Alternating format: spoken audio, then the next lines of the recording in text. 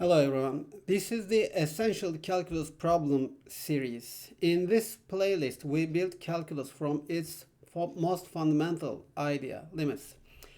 Limits explain how functions behave as we approach a value that and they form the foundation of derivatives, integrals, and all of calculus.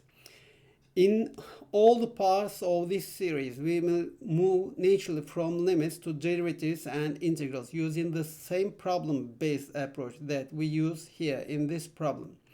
And each video focuses on one carefully chosen problem and solved step by step with clear logic and minimal formulas. Now let's solve the first problem. We will find the limit of this function as x approaches to 1. Now our function is x squared minus x plus 3 over x plus 1, and we will find its limit as x approaches to 1.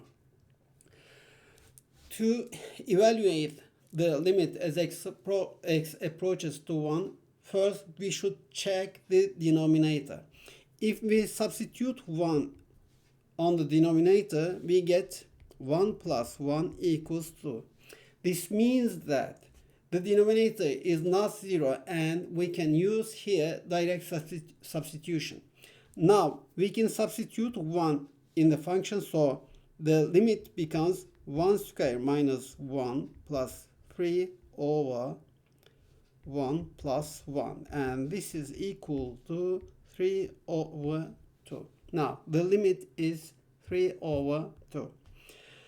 In the next problem of this series, I will solve this one. Limit as x goes to 0, and the limit of the function 1 over x. See you on the next problem.